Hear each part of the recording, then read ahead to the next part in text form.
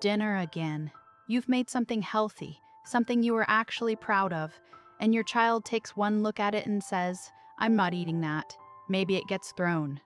Maybe it's just refused, arms crossed, for the fourth night this week, while you quietly wonder if this child will survive on nothing but crackers and air. If this is your house, you are nowhere near alone, and this isn't a sign you're failing. But there's a genuinely different approach to food that's built into ordinary Japanese life. Not a trick, not a hack, just a different starting assumption about what a meal is even for. And by the end of this video, you'll have 2 real, practical ideas you can start using at your very next meal. Here's the first thing worth noticing. In a lot of Western households, a meal quietly becomes a negotiation. Finish this, and you can have that. 3 more bites. If you don't eat your vegetables, no dessert. The food itself becomes the battleground, and the parent becomes the referee of what goes into a child's mouth. In many Japanese households and schools, the starting assumption is different. The adult's job is to offer the same reasonable food, calmly, repeatedly, without negotiation. What a child does with it, how much, whether today's the day they finally try it, is left largely up to them. This isn't about being permissive. It's about where the pressure sits, and it turns out where the pressure sits changes almost everything about how a child relates to food. Here's a real practical structure worth knowing. Ichiju-sansai, 1 soup, 3 dishes.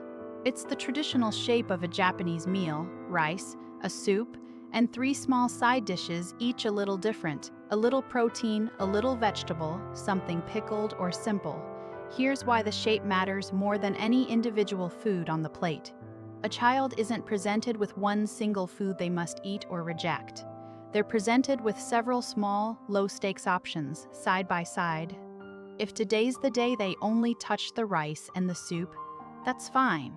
Nothing was refused outright, because nothing was ever a single all-or-nothing battle to begin with. And here's the quiet magic of doing this over and over, meal after meal, for years. The new vegetable that gets ignored tonight is just there again tomorrow and the next day in the same small, unremarkable portion with 0 commentary about it. No lecture. No, just try 1 bite. It's simply present, repeatedly, without pressure, the way wallpaper eventually becomes familiar just from being seen so often.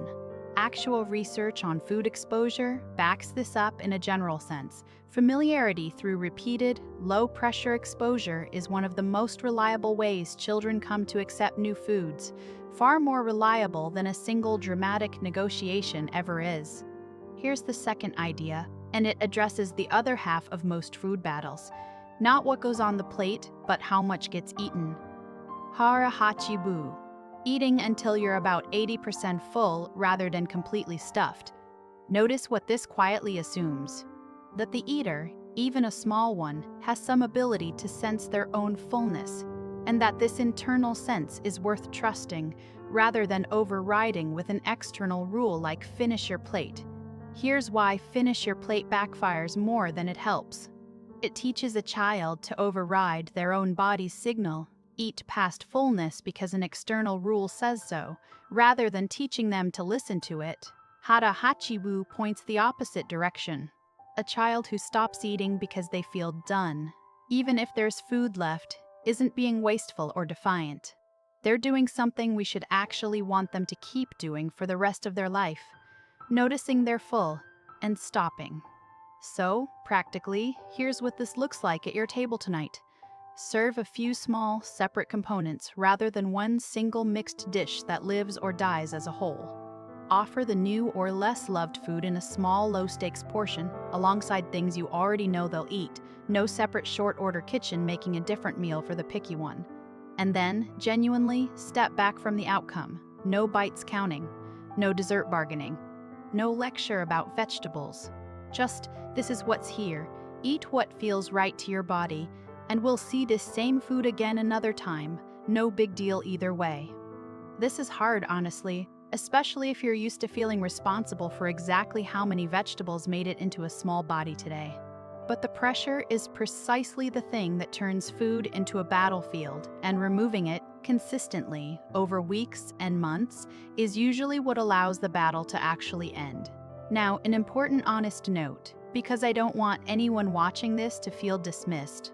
Not all picky eating is the same, and some of it isn't simply a pressure problem that resolves with patience.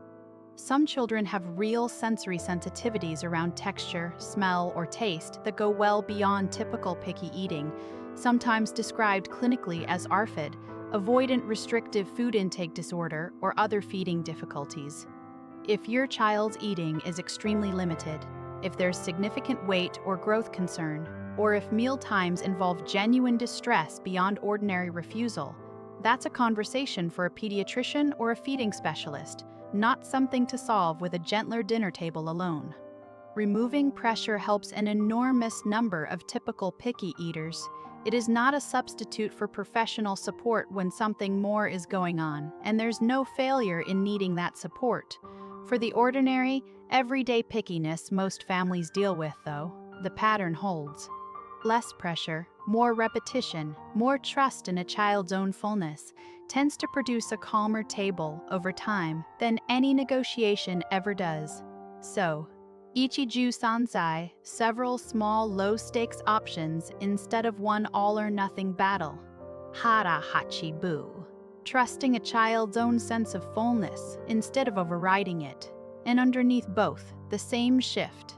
Less pressure on the fruit itself, more patience for repetition to quietly do its work. You won't see this change overnight, and some nights will still end with a plate that's barely touched. That's genuinely okay. The goal was never a clean plate tonight. It's a calmer relationship with food, over years, not evenings. Tell me in the comments, what's the one food your child has refused the most times, and are you willing to just quietly keep offering it? No comment attached. I'd love to hear. This is The Quiet Garden. One gentle, honest idea every week for a calmer home. Take a breath. You're doing better than you think.